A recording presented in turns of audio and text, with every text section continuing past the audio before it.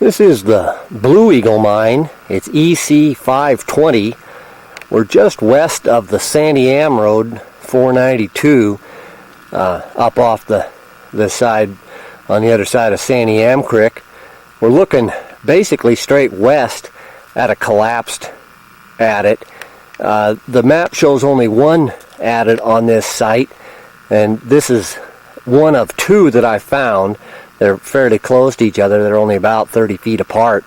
There's a little stockpile of quartz vein material right outside the portal. There's a axle of a car there. And over on this side, there's some machinery, some kind of a piston setup, and more parts of a car.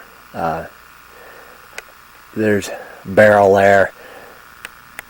It's a fairly small adit. The dump is about 40 feet long and maybe 20 feet wide. It's not a very big dump. If you look back up in the back wall there, it is totally collapsed.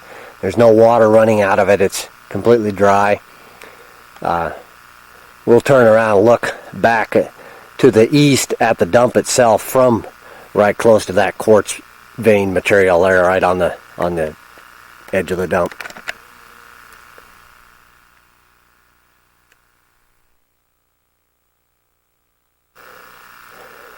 Here we're looking east at the dump, right along the top surface of the dump, the flat surface. Here's the machinery I was talking about, the car frame and such there, and axles.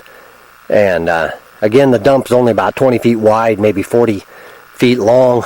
We're looking right straight down the axis of it. We'll get a little bit better view of the face and the nose of the dump. We'll look south at that. This is adit 1 for the Blue Eagle mine.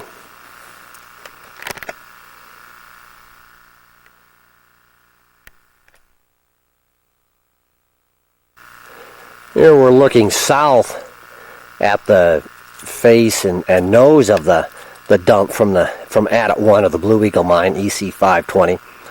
It's maybe about 15 feet deep at the deepest, right basically you can see the flat comes across and then starts to break down. It's fairly well overgrown by bushes, so it's kind of difficult to tell exactly where it is there, but it's pretty obvious when you're standing here. Again, here's the machinery that's just outside the portal of the adit 1 that we saw before. So this will be it for adit 1 of the Blue Eagle. We'll look at adit 2 next.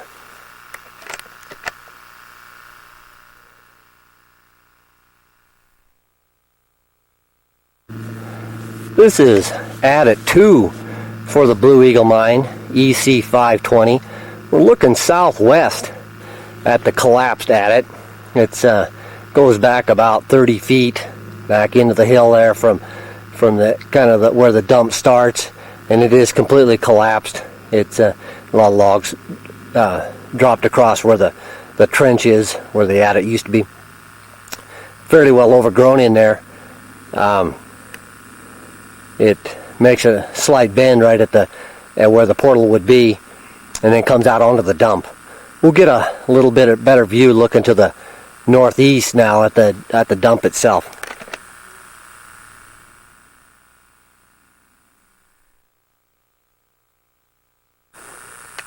Here we're looking northeast along the dump for the adit 2 at the Blue Eagle mine. You can see my pack out there. It's just about at the end of it. It's about 35 feet long and fairly flat. A lot of quartz vein material stockpiled along the dump itself. That presuming that's what they were after in this little mine. It's not a huge dump, so not a lot of production, I'm sure, come out of it. We'll get a little better view looking at the side of the dump to get a perspective on just how thick it really is.